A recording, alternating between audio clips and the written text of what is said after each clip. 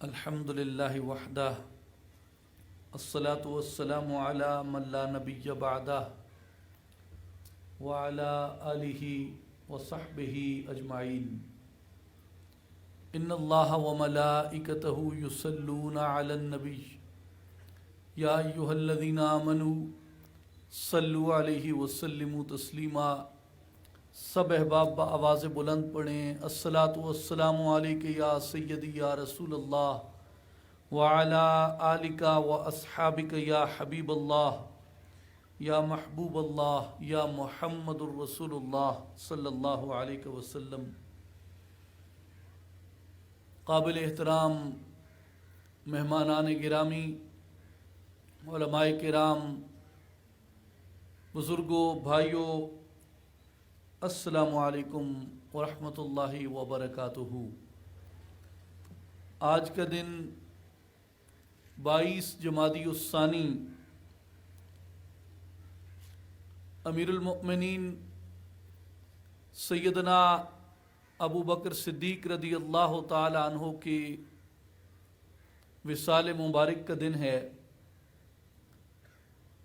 اور ہم سب مسلمانوں کے لیے سیدنا ابو بکر صدیق رضی اللہ تعالی عنہ کی ذات گرامی محبتوں کا، عقیدتوں کا، نصیحتوں کا اور اصلاح کا مرکز ہے۔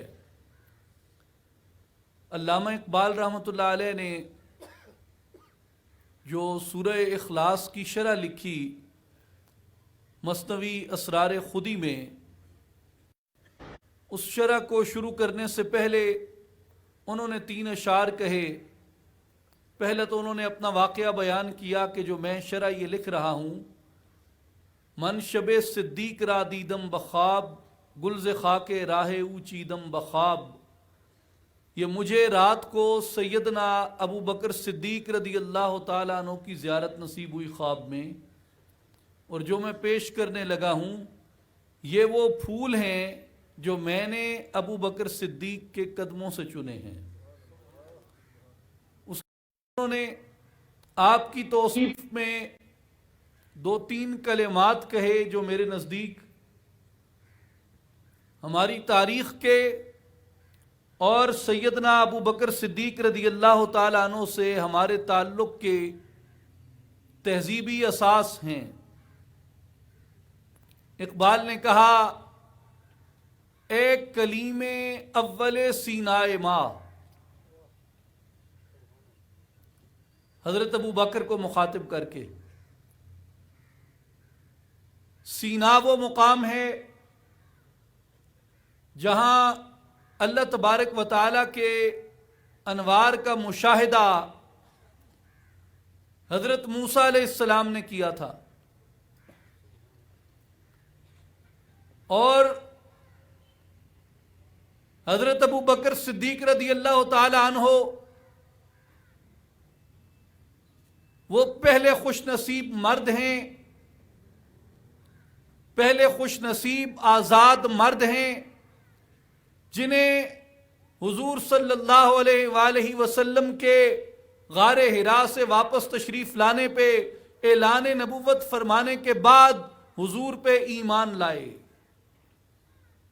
پہلے شخص آزاد مردوں میں سیدنا ابو بکر صدیق رضی اللہ تعالیٰ عنہ تھے، اور حضور انوار کے ساتھ تشریف لائے، حضور نور کے ساتھ تشریف لائے، حضور تجلیات کے ساتھ تشریف لائے، اور حضور کو اقبال تشبیہ دیتے ہیں اس طور سینا سے جہاں سے حضرت موسیٰ علیہ السلام نے اللہ تبارک و تعالیٰ کے انوار کا مشاہدہ کیا، اور کہتے ہیں کہ جب وہ انوار پیشانی مصطفیٰ سے چمکے اور جب پیشانی مصطفیٰ سے ان کا اعلان ہوا تو ان کے تجلیات کو دیکھنے والا پہلا کلیم ابو بکر صدیق تھے۔ اور پھر فرماتے ہیں، عشق تو سر مطلع دیوان عشق، کہ آپ کی جو محبت ہے رسول اللہ صلی اللہ علیہ وآلہ وسلم سے، کہ جب عشق کا دیوان لکھا جاتا ہے، دیوان پرانے شعراء جو کلام لکھتے تھے اسے دیوان کہتے تھے، جو ان کے کلام کا مجموعہ ہوتا تھا، اور ان کا اکثر و بیشتر کلام ایسی حکمت وہ اختیار کرتے تھے کہ وہ ان کی دیوان کے پہلے شعر کے اندر موجود ہوتا تھا، پورے دیوان کا مغز شعر اول کے اندر موجود ہوتا تھا۔ جیسے مثنوی مولانا روم کو اگر آپ پڑھیں تو پوری مثنوی شریف کی جو غرض و غایت ہے وہ مثنوی شریف کے سب سے پہلے شعر کے اندر موجود ہے۔ جس نے پہلے شعر کو کھول لیا اس پہ پوری مثنوی کھل گئی۔ جو پہلے شعر کو نہ سمجھ سکا وہ پوری مثنوی پڑھ لے، اس کے لیے رائے گاہ ہے۔ بشنو از نئے چوں حکایت می کند، وز جدائی ہا شکایت می کند، یہ پہلا شعر ہے۔ اس شعر کی بنیاد پہ ساری مثنوی لکھی گئی۔ تو اس لیے دیوان کے پہلے شعر کے اندر پورا دیوان موجود ہوتا ہے۔ اقبال کہتے ہیں کہ جب رسول اللہ صلی اللہ علیہ وآلہ وسلم کی محبت کا دیوان لکھا گیا، اس دیوان کا سب سے پہلا شعر محبت ابو بکر صدیق کو لکھا گیا۔ جس نے حضور سے محبت صدیق کو سمجھ لیا اس نے حضور کی محبت کی حقیقت کو پا لیا، اور جو محبت صدیق کو نہ سمجھ سکا وہ محبت کی حقیقت سے نہ آشنا رہا۔ اس لیے حضرت ابو بکر صدیق رضی اللہ تعالی عنہ حضور کی محبت کو سمجھنے کے لیے، حضور کی اطاعت کو سمجھنے کے لیے، حضور کی حمایت اور حضور کی تائید کو سمجھنے کے لیے، جب تک آپ حضرت صدیق اکبر رضی اللہ تعالی عنہ کی زندگی کا مطالعہ نہیں کرتے، آپ کے عشق کو نہیں دیکھتے، آپ کے جذب کو محسوس نہیں کرتے، اس وقت تک نہ تو اطاعت کا حق ادا کیا جا سکتا ہے، نہ محبت کا حق ادا کیا جا سکتا ہے، نہ اتباع کا حق ادا کیا جا سکتا ہے، نہ پیروی کا حق ادا کیا جا سکتا ہے۔ اور میرے بھائیوں اور بزرگوں، آپ یاد رکھیں کہ ہم ہر اس چیز سے محبت کرتے ہیں قرآن میں اللہ نے جس کا وصف بیان کیا، قرآن میں اللہ نے جس کی توصیف اور تعریف کی۔ یاد رکھیں ہماری جو اسلامی قانون کی بھی روایت ہے، اس کے بھی اولین جو ماخذ کہے جاتے ہیں وہ پہلے کتاب ہے اور سنت ہے، باقی تمام چیزیں اس کے بعد آتی ہیں، چاہے تاریخ ہو، شاعری ہو، صوفیاء کے مشاہدات ہوں، صوفیاء کا کشف ہو، جو کچھ بھی ہو وہ سارا کچھ قرآن کے بعد آتا ہے۔ قرآن نے جس کی توصیف کی، قرآن نے جس کی تعریف کی، وہ قابل توصیف ہے، وہ قابل تعریف ہے۔ اور میرے بھائیوں اور بزرگوں، ہم جب حضور کے اصحاب سے محبت کرتے ہیں، حضور کے صحابہ کرام سے محبت کرتے ہیں، تو مجھے حضور صلی اللہ علیہ وآلہ وسلم کے صحابہ سے محبت کرنے کے لیے کسی صوفی کے کشف کی ضرورت نہیں، حضور کے صحابہ سے محبت کرنے کے لیے کسی عارف کے مشاہدے کی ضرورت نہیں، مجھے حضور کے صحابہ سے محبت کرنے کے لیے کسی شاعر کی شاعری کی ضرورت نہیں، مجھے حضور کے صحابہ سے محبت کرنے کے لیے کسی مورخ کی لکھی ہوئی تاریخ کی ضرورت نہیں، مجھے حضور صلی اللہ علیہ وآلہ وسلم کے صحابہ کرام سے محبت کرنے کے لیے کسی اور کی لکھی ہوئی کتاب، کسی کے کہے ہوئے قول کی ضرورت نہیں۔ حضور کے صحابہ سے محبت مجھے اللہ کی آخری کتاب نے سکھائی ہے، جب قرآن مجید نے مجھے یہ بتایا رضی اللہ عنہم ورضوا عنہ، یہ وہ جماعت ہے کہ یہ اللہ سے راضی ہو گئے، اللہ ان سے راضی ہو گیا۔ یہ وہ جماعت ہے کہ یہ اللہ سے راضی ہو گئے، اللہ ان سے راضی ہو گیا۔ اولئک حزب اللہ، یہ اللہ کا گروہ ہے، یہ اللہ کا لشکر ہیں۔ الا ان حزب اللہ هم المفلحون، اور یاد رکھو اللہ تبارک و تعالی نے آخری فتح اپنے حزب کو، اپنے گروہ کو عطا فرمانی ہے، اور یہی لوگ ہیں جو کامیاب ہونے والے ہیں۔ میرے بھائیوں اور بزرگوں، اس لیے قرآن مجید ہمیں ان شخصیات سے جب محبت کی، الفت کی تعلیم اور تلقین کرتا ہے تو ہمارے اوپر یہ لازم ہو جاتا ہے کہ ہم ان کی زندگیوں کے اندر دیکھیں۔ مثال کے طور پہ قرآن مجید میں ایک اور مقام پہ اللہ جل شانہ نے واقعہ ہجرت کو بیان کیا کہ جب نبی پاک علیہ الصلوۃ والسلام مکہ سے مدینہ کی طرف ہجرت فرماتے ہیں تو حضور صلی اللہ علیہ وسلم نے اپنے 2 صحابہ کو چنا، اپنے 2 عشاق کو چنا، ایک سیدنا علی کرم اللہ وجہ الکریم کو اور ایک سیدنا ابو بکر صدیق رضی اللہ تعالیٰ عنہ کو۔ حضرت علی رضی اللہ تعالیٰ عنہ کو یہ شرف عطا کیا کہ اپنے بستر پہ سلا دیا، اپنے بستر پہ لٹا دیا، اپنی امانتیں ان کے حوالے کی۔ جب کفار آئے بستر سے کپڑا ہٹایا، قتل کرنے کے ارادے سے تلواریں سونتی تو دیکھ کے حیران رہ گئے کہ وہاں رسول اللہ کی بجائے سیدنا علی کرم اللہ وجہ الکریم جلوہ فرما تھے۔ اور جب سیدنا صدیق اکبر رضی اللہ تعالیٰ عنہ کو شرف سے نوازا تو زندگی کے مشکل ترین مراحل میں حضور کی ہجرت ایک مرحلہ تھا۔ حضور غار ثور میں تشریف لے گئے۔ میرے بھائیوں اور بزرگوں، اگر آپ کسی کا احسان سمجھتے ہیں، اگر آپ کسی کی بھلائی کی قدر کرنے والے ہیں، اگر آپ کسی کی نیکی کو نیکی شمار کرنے والے ہیں، اور اگر آپ نیکی کا بدلہ نیکی میں دینے والے ہیں، بھلائی کا بدلہ بھلائی میں دینے والے ہیں، احسان کا بدلہ احسان میں دینے والے ہیں، تو آج جس کا کلمہ پڑھتے ہو لا الہ الا اللہ محمد الرسول اللہ، جس کی رسالت کی گواہی پہ موت چاہتے ہو کہ اللہ مجھے موت آئے، میں تیری توحید کا اقرار کروں، تیرے نبی کی رسالت کی گواہی دوں، جب میں مرنے لگوں تو میری زبان پہ کلمہ طیبہ لا الہ الا اللہ محمد الرسول اللہ ہو۔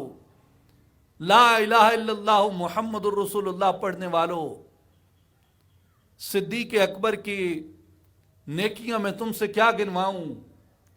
صدیق اکبر کے اس اٹھائے ہوئے ایک ایک قدم کا یہ امت قرض ادا نہیں کر سکتی جب حضور صدیق اکبر کے کندھے پہ سوار ہیں اور صدیق اکبر آپ کو لے کے غار ثور میں جاتے ہیں۔ غار ثور کے اندر آج بھی جائیں، آپ روزانہ ورک آؤٹ کرتے ہوں، دوڑیں لگاتے ہوں، پہاڑ چڑھتے ہوں، مکہ کی وادی میں جب غار ثور کے نیچے جاتے ہیں اور نظر اٹھا کے دیکھتے ہیں تو ایک بار احساس ہوتا ہے کہ کوئی جگہ ہے، کوئی مارکا ہے جو میں نے سر کرنا ہے اس تک جاتے ہوئے۔ غار ثور کے اندر حضور صلی اللہ علیہ وآلہ وسلم کو اپنے مبارک کندھوں پہ بٹھا کے صدیق اکبر رضی اللہ تعالیٰ عنہ گئے اور غار کے اندر ہیں۔ میرے بھائیوں، یہ معجزات آپ کو دیگر انبیاء کرام میں بھی نظر آتے ہیں، اور یہ اس لیے انبیاء کے معجزات ظاہر کیے جاتے ہیں کہ امت کو یقین ہو جائے کہ بعض دفعہ اسباب ناکام ہو جاتے ہیں، مسبب الاسباب اپنی تدبیر اور اپنے فضل سے پناہ عطا فرماتا ہے۔ میرے بھائیوں، ابراہیم علیہ السلام کے لیے آگ بھڑکا دی گئی، اسباب ختم ہو گئے، حضرت ابراہیم علیہ السلام کو اٹھا کے آگ کے اندر رکھ دیا گیا، مگر اللہ نے اپنے فضل سے، اپنے کرم سے حضرت ابراہیم علیہ السلام کو محفوظ رکھا۔ گویا اسباب ختم ہو گئے تھے، مسبب نے آخر وقت پہ اپنے کرم اور اپنے فضل کو ظاہر کیا کہ جسے وہ بچانا چاہے اسے کوئی مٹا نہیں سکتا۔ موسیٰ علیہ السلام، فرعون کا لشکر پیچھے ہے، آگے دریا ہے، پیچھے فرعون کا لشکر ہے، قوم ساتھ ہے، کس طرف اس کو لے کے جائیں؟ اسباب ختم ہو گئے، موت اپنی اور لشکر کی یقینی نظر آ رہی ہے۔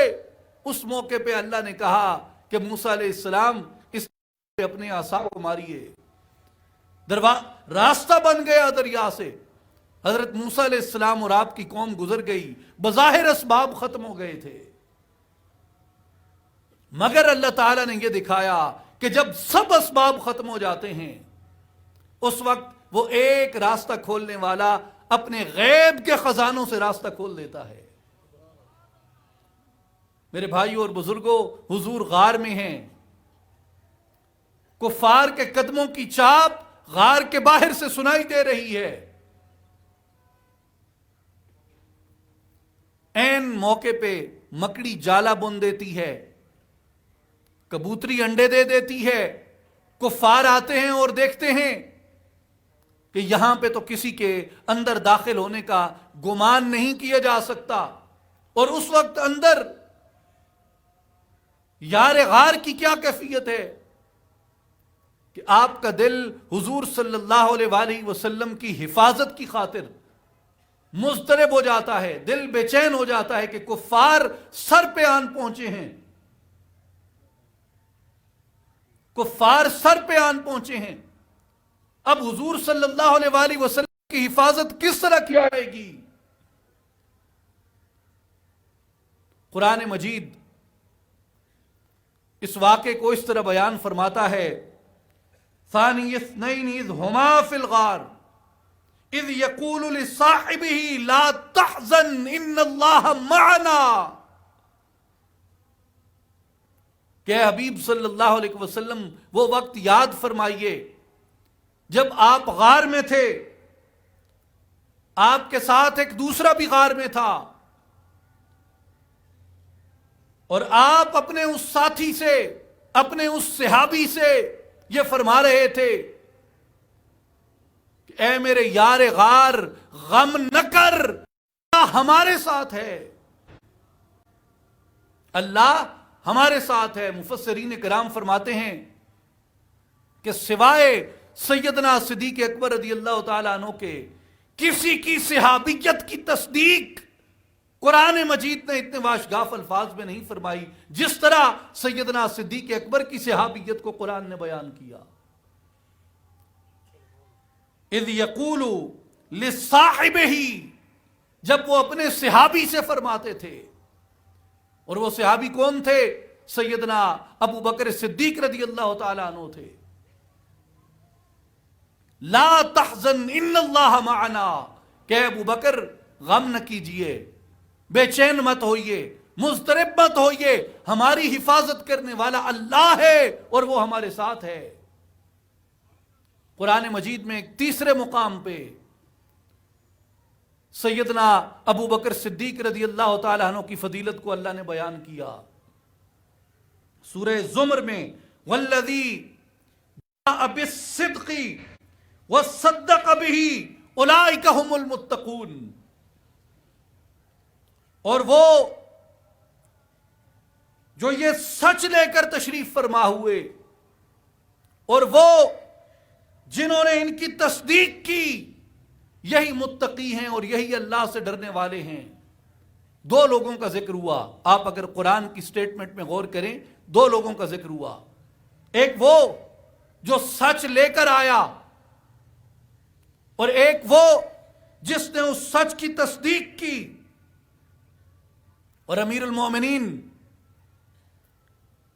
سیدنا علی المرتضی شیر خدا رضی اللہ تعالی عنہ روایت فرماتے ہیں، آپ نے فرمایا الذی جاء بالصدق النبی صلی اللہ علیہ وآلہ وسلم، کہ اس میں جہاں یہ کہا گیا کہ جو سچ لے کے آیا، مولا کائنات نے کہا کہ اس سے مراد نبی پاک علیہ الصلوۃ والسلام کی ذات ہے.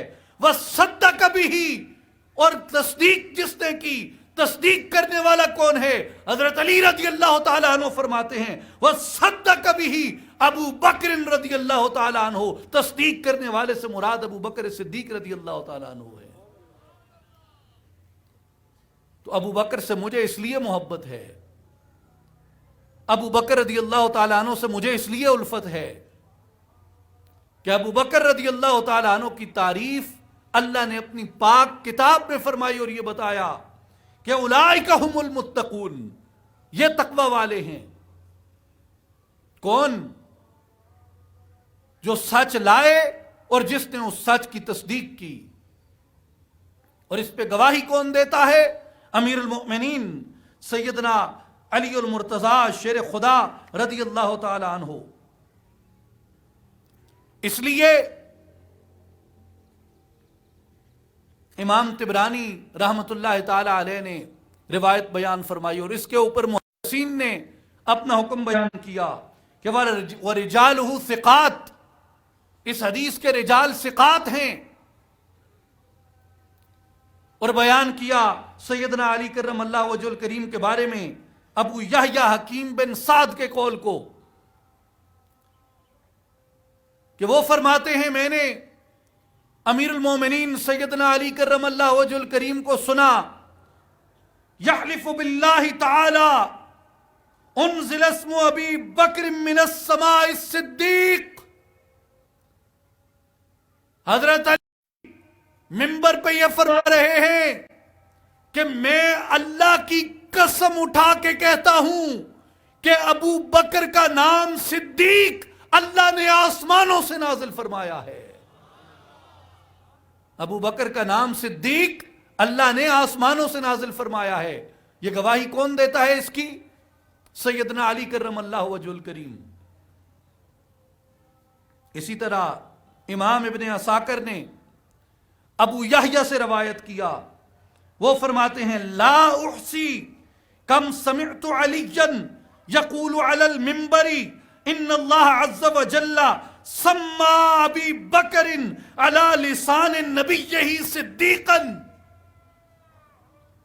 وہ فرماتے ہیں ابو یحییٰ کہ مجھے یاد ہی نہیں کہ کتنی مرتبہ، یعنی مراد ہے بے شمار مرتبہ، لا تعداد مرتبہ، کئی مرتبہ میں نے منبر سے سیدنا امیر المؤمنین علی ابن ابی طالب رضی اللہ تعالیٰ عنہ کو یہ فرماتے ہوئے سنا کہ اللہ تبارک و تعالیٰ نے حضور صلی اللہ علیہ وآلہ وسلم کی زبان مبارک ابو بکر کا نام صدیق رکھوایا. اللہ تعالیٰ نے حضور نبی کریم صلی اللہ علیہ وآلہ وسلم کی زبان مبارک سے حضرت ابو بکر صدیق کا نام صدیق رکھوایا. یہ کس کی روایت ہے؟ امیر المومنین سیدنا علی کرم اللہ وجہ الکریم کی. میرے بھائیو ایک روایت اور سنیے. اسے روایت کس نے کیا؟ سیدنا امام جعفر الصادق رضی اللہ تعالی عنہ نے. اور کس سے روایت کیا؟ اپنے والد سیدنا امام محمد الباقر رضی اللہ تعالی عنہ سے. امام جعفر الصادق نے امام محمد الباقر سے اپنے والد سے روایت کیا. وہ فرماتے ہیں جاء رجل الی ابی. امام محمد الباقر فرماتے ہیں کہ میرے والد کے پاس ایک شخص آیا. اور آپ کے والد کون ہیں؟ علی الاوسط.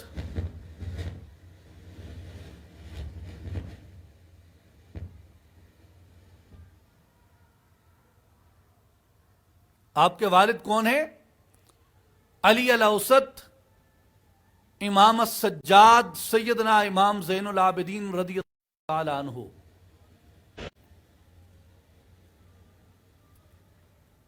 وہ فرماتے ہیں کہ امام زین العابدین رضی اللہ تعالی عنہ کے پاس ایک شخص آیا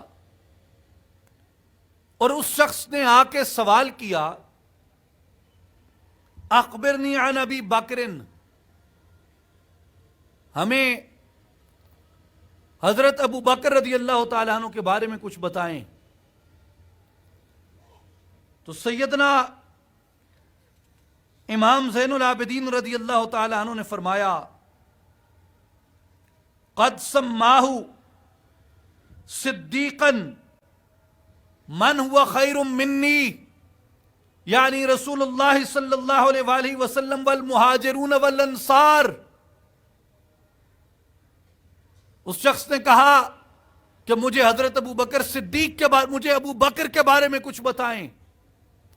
تو امام زین العابدین نے فرمایا کہ جب ابو بکر کو پکارو تو ابو بکر کو صدیق کہا کرو، اس لیے کہ ابو بکر کو صدیق کا لقب انہوں نے دیا جو مجھ سے پہلے تھے یا مجھ سے بہتر تھے، یعنی رسول اللہ نے لقب دیا صدیق کا، اور مہاجرون اور انصار نے ابو بکر رضی اللہ تعالیٰ عنہ کو صدیق کہا.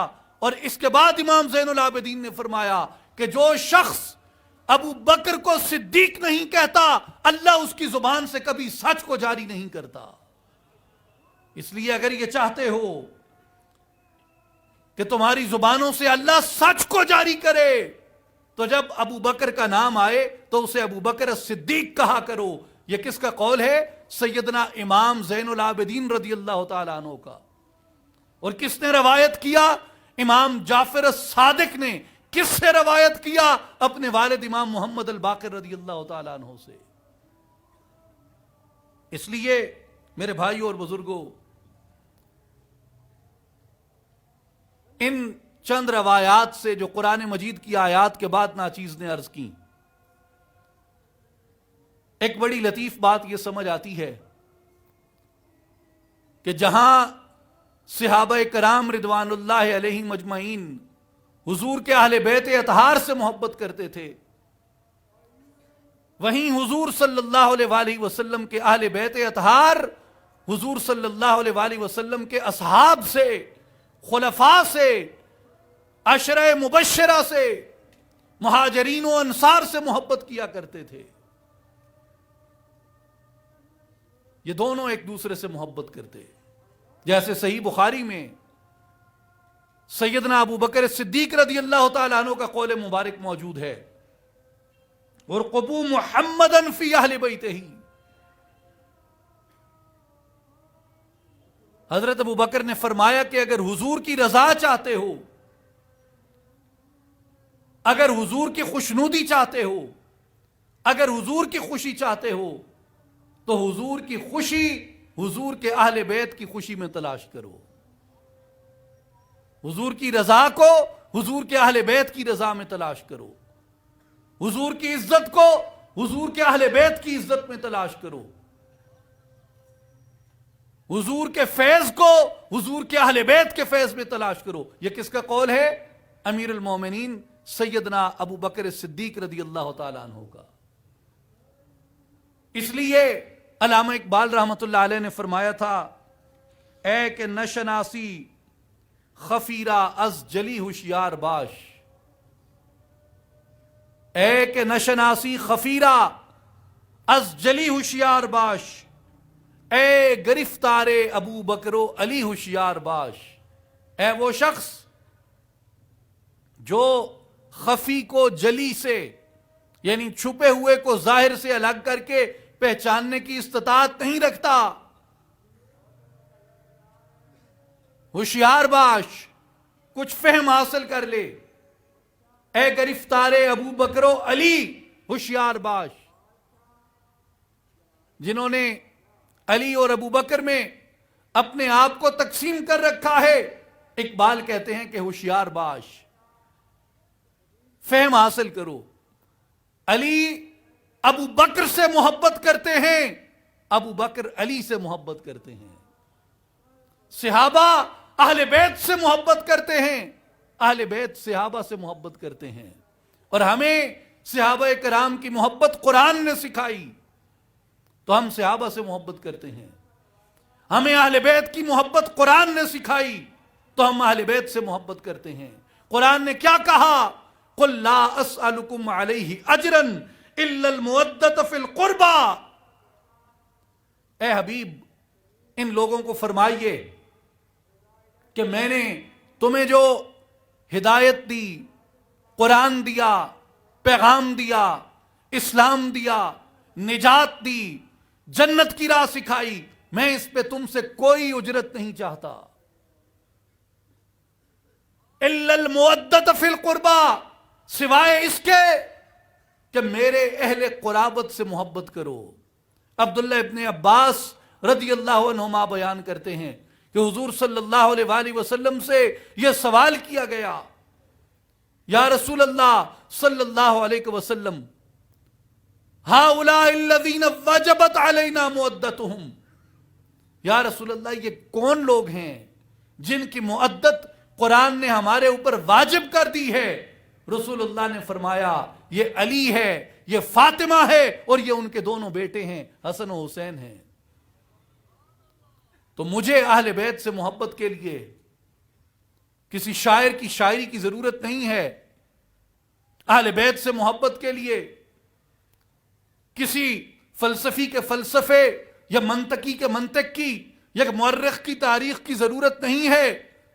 मेरे लिए अहले बैत से मोहब्बत करने के लिए अल्लाह की किताब काफी है। इसी तरह मेरे लिए सहाबा कराम रिदवानुल्लाह अलैहिम अजमईन से मोहब्बत करने के लिए किसी सानवी हवाले की जरूरत नहीं है, किसी दूसरे तीसरे दर्जे के हवाले की जरूरत नहीं है। मुझे सहाबा कराम की मोहब्बत अल्लाह की पाक किताब ने सिखाई है। और इसलिए जब अबू बकर की बात आती है रदी अल्लाह तआला अन्हु, तो हजरत अबू बकर सिद्दीक रदी अल्लाह तआला अन्हु से मोहब्बत हमें कुरान ने सिखाई है। हजरत अबू बकर सिद्दीक रदी अल्लाह तआला अन्हु से मोहब्बत हमें अल्लाह की किताब ने सिखाई है। मेरे भाइयों और बुजुर्गों, सैयदना अबू बकर सिद्दीक रदी अल्लाह तआला अन्हु के बारे में हजरत आयशा सिद्दीका रदी अल्लाह तआला अन्हा बयान करती हैं कि मैंने एक दिन आक़ा करीम सल्लल्लाहु अलैहि वसल्लम की बारगाह अक़दस में अर्ज की, या रसूल अल्लाह सल्लल्लाहु अलैहि वसल्लम,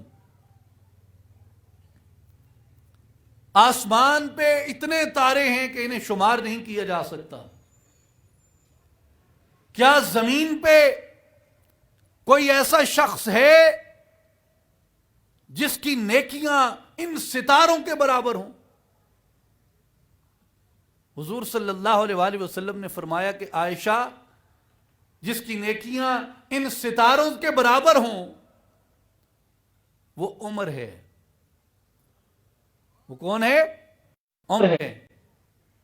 हजरत आयशा अर्ज करती हैं, या रसूल अल्लाह, और आपके दोस्त अबू बकर, हुजूर सल्लल्लाहु अलैहि वसल्लम ने फरमाया कि उमर की तमाम नेकियां यकजा कर ली जाएं, अबू बकर की एक नेकी के बराबर बनती हैं। इसलिए हजरत अबू बकर सिद्दीक रदी अल्लाह तआला अन्हु की ज़ात गिरामी से हम जो मोहब्बत करते हैं, ये उनके मकाम व मर्तबे की बदौलत है जो अल्लाह ने उन्हें अता किया, जो रसूलुल्लाह ने उन्हें अता किया। अब्दुल्लाह इब्ने अब्बास रदी अल्लाह अन्हुमा से एक रवायत है, आप फरमाते हैं कि मैंने देखा नबी पाक सल्लल्लाहु अलैहि वसल्लम खड़े थे اور آپ کے ساتھ سیدنا علی کرم اللہ وجہہ کریم کھڑے تھے. حضور کھڑے ہیں, حضور کے ساتھ حضرت علی کھڑے تھے. اتنے میں حضرت ابو بکر صدیق رضی اللہ تعالیٰ عنہ حاضر ہوئے بارگاہ رسالت میں.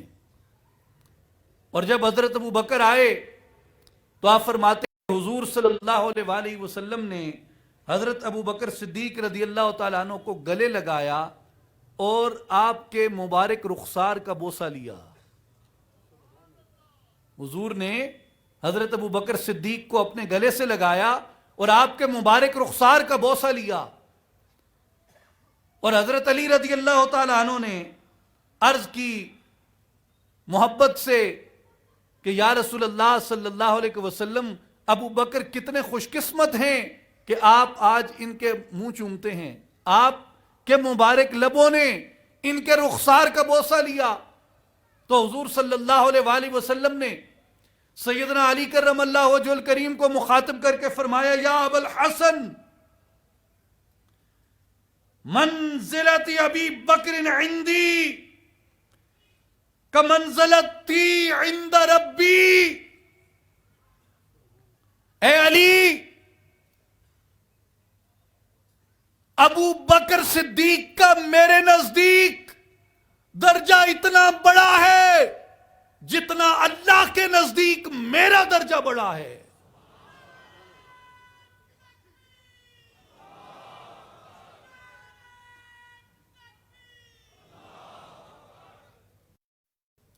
جتنا اللہ کے نزدیک میرا درجہ بلند ہے, اللہ کے نزدیک میرا رتبہ بلند ہے, اللہ کے نزدیک میں عزیز ہوں, اس زمین پہ اسی طرح ابو بکر میرے نزدیک بلند ہے, ابو بکر سے مجھ کو محبت ہے.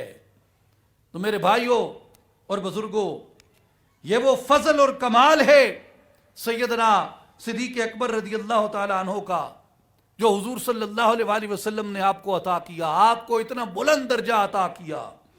اور ابو سعید خدری رضی اللہ تعالیٰ عنہ روایت کرتے ہیں کہ حضور صلی اللہ علیہ وآلہ وسلم نے فرمایا کہ جنت میں بعض بہت درجات اعلیٰ ہوں گے اور کچھ درجے اتنے اونچے ہوں گے کہ جنت کے نیچے درجوں والے لوگ ان درجوں کو ایسے دیکھیں گے جیسے تم زمین پہ بیٹھ کے ستاروں کو دیکھتے ہو. کچھ درجے اتنے اونچے ہوں گے جنت کے اندر کہ کچھ جنت کے نچلے درجوں والے اونچے درجوں کو ایسے دیکھیں گے جیسے زمین پہ بیٹھنے والے ستاروں کو دیکھتے ہیں. وہ یہ دیکھ کے سوچتے ہیں کہ یہاں کون سی مخلوق آباد ہے. وہ زمین پہ بیٹھ کے دیکھتے ہیں کہ یہ کس قدر جگمگ ہیں, یہ کس قدر منور ہیں, یہ کس قدر روشن ہیں. وہ زمین پہ بیٹھ کے دیکھتے ہیں کہ کاش ہم ان ستاروں تک پہنچ پاتے, کاش ہم ان ستاروں کا مشاہدہ کر سکتے, کاش ہم ان ستاروں پہ کمنڈ ڈال سکتے. وہ زمین پہ بیٹھ کے یہ سوچتے ہیں زمین والے, اس قدر ستارے بلند ہیں. نبی پاک شہ الاولاق صلی اللہ علیہ وآلہ وسلم نے فرمایا کہ کچھ لوگ ایسے ہوں گے جو جنت کے ان اعلیٰ درجوں کے اوپر ہوں گے. وَإِنَّ أَبَا بَكْرٍ وَعُمَرَ مِنْهُمْ وَأَنَعْمَهَا. حضور نے کہا کہ یاد رکھو عام مومنین سے ابو بکر و عمر کا درجہ اس قدر بلند ہے جیسے زمین پہ بیٹھنے والے آسمان اور ستاروں کو دیکھتے ہیں. وہ جنت کے اتنے اعلیٰ درجوں کے اندر ہوں گے کہ جو عام مومنین ہوں گے, جو عام جنتی ہوں گے, وہ ابو بکر اور عمر کے درجوں کو ایسے دیکھیں گے جنت کے اندر. اسی طرح امام ترمذی رحمت اللہ علیہ نے حضور صلی اللہ علیہ وآلہ وسلم کی ایک حدیث پاک بیان فرمائی. فرمایا کہ سرکار علیہ الصلوۃ والسلام نے فرمایا کہ اللہ تبارک و تعالی نے مجھے 2 وزیر آسمان میں عطا کیے اور 2 وزیر زمین میں عطا کیے. جو 2 وزیر آسمان میں عطا کیے, فَأَمَّا وَزِيرَايَ مِنْ أَهْلِ السَّمَاءِ فَجِبْرِيلُ وَمِيكَائِيلُ. فرمایا اللہ نے مجھے آسمانوں میں 2 وزیر دیے, ایک جبریل ہے اور دوسرا میکائیل ہے. اور پھر فرمایا وَأَمَّا وَزِيرَايَ مِنْ أَهْلِ الْأَرْضِ فَأَبُو بَكْرٍ وَعُمَرْ رضی اللہ عنہما. اور اللہ نے مجھے زمین کے اوپر دو وزیر عطا کیے، ایک ابو بکر ہے اور دوسرا عمر ہے. ایک ابو بکر ہے اور دوسرا عمر ہے. اب ان میں مطابقت دیکھیے. ایک وزیر جبریل ہے آسمان پہ اور زمین پہ صدیق ہے. جبریل کی صفت کیا ہے؟ جبریل کی صفت یہ ہے، جبریل کی صفت کیا ہے؟ جبریل کی صفت یہ ہے کہ وہ سچ لے کے آتا ہے. جبریل کی صفت یہ ہے کہ وہ سچ لے کے آتا ہے. اور ابو بکر کی صفت کیا ہے؟ ابو بکر اس سچ کی تصدیق کرتا ہے. جبریل سچ لانے والا ہے، ابو بکر سچ کی تصدیق کرنے والے ہیں. اور میکائیل کا کیا کام ہے؟ میکائیل زمین پہ باران رحمت لے کے آتے ہیں جو اس زمین پہ پھیلا دیتے ہیں. اور دوسرا مشیر آسمان پہ میکائیل ہے جو باران رحمت لے کے آتا ہے.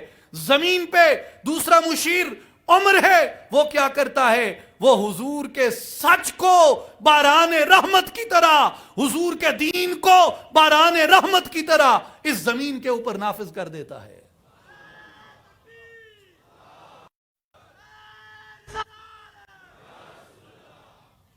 اس لیے ایک جبریل ہے وہ سچ لاتا ہے، دوسرا صدیق ہے جو سچ کی تصدیق کرتا ہے، ایک میکائیل ہے جو باران رحمت پوری زمین پہ بچھا دیتا ہے، دوسرا عمر ہے جو حضور کے دین کو پوری زمین پہ نافذ کر دیتا ہے. میرے بھائیوں اور بزرگوں، ایک واقعہ مولانا جلال الدین رومی رحمت اللہ تعالی علیہ نے مثنوی شریف میں بیان فرمایا. سلطان جلال الدین خوارزم شاہ کا، اس نے ایک شہر پہ حملہ کیا اور اس شہر میں جب وہ فاتح ہونے لگا تو لوگوں نے امان چاہی کہ ہمیں امان دو. تو سلطان محمد خوارزم شاہ نے کہا کہ ایک شرط پہ امان ملے گی، ابو بکر نام کا آدمی آ کے میرے ساتھ معاہدہ کرے.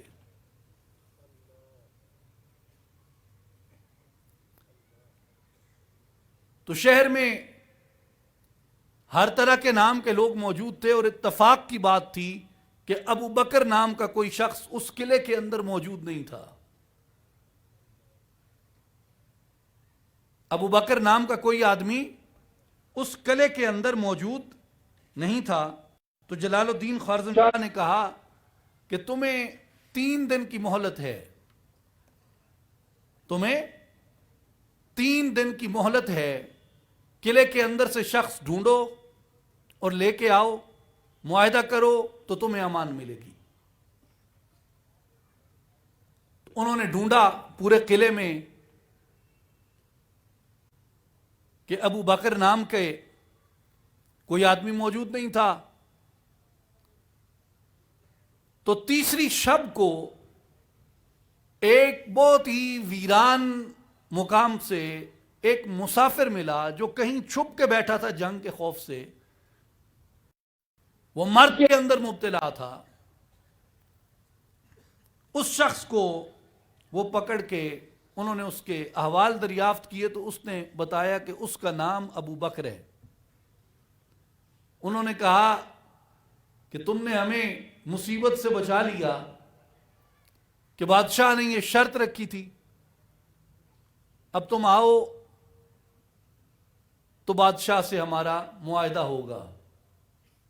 اس نے بہانے کیے، اس نے کہا میں مسافر ہوں، میں تو اس قلعے کا ہوں نہیں، میں لاغر ہوں، میں بیمار ہوں، میں تو چل نہیں سکتا. لیکن لوگوں نے اسے کہا کہ اگر تو جائے گا تو تیری وجہ سے پورا شہر بچ جائے گا بادشاہ کے ساتھ جا کے معاہدہ کرنے سے، تیری وجہ سے پورا شہر بچ جائے گا۔ مولانا کہتے ہیں کہ وہ شخص گیا اور اس کو دیکھ کے اس کے نام کی تصدیق کر کے سلطان نے اس شہر والوں سے معاہدہ کیا اور ان کی جان بخشی کی۔ اب آپ سوچ رہے ہوں گے کہ اس واقعے میں عبرت کیا ہے، اس واقعے میں نصیحت کیا ہے کہ مولانا نے اس کو بیان کر دیا اور ادھر بھی سٹیج پہ کھڑے ہو کے پیر صاحب نے اسے بیان کر دیا، تو اس سے ملا کیا ہے؟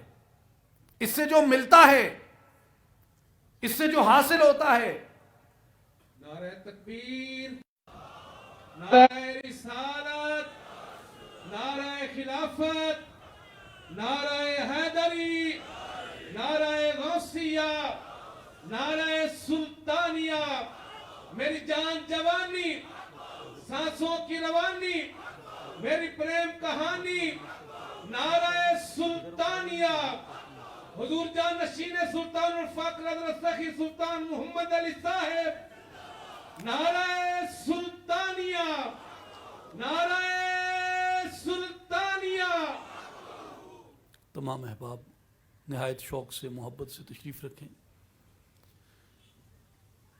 ہماری خوش قسمتی ہے کہ ہمارے مرشد اور قائد، ہمارے رہبر، شہباز عارفاں، سرپرست اعلیٰ اصلاحی جماعت و عالمی تنظیم العارفین حضرت صاحبزادہ سلطان محمد علی صاحب ہمارے درمیان تشریف فرما ہیں، اور یہ لمحات ہمارے لیے سعادت کے، خوشبختی کے لمحات ہیں۔ اللہ تبارک و تعالیٰ آپ کے فیضان سے ہمارے دلوں کو مالا مال فرمائے۔ میرے بھائیوں اور بزرگوں، توجہ سے سماعت کریں، میں آخری بات عرض کر رہا ہوں کہ اس واقعے سے مولانا نے اخذ کیا۔ مولانا فرماتے ہیں کہ اگر تم غور کرو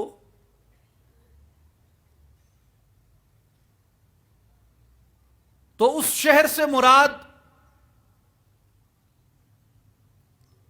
اس شہر سے مراد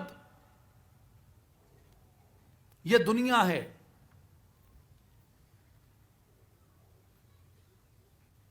اس کے اندر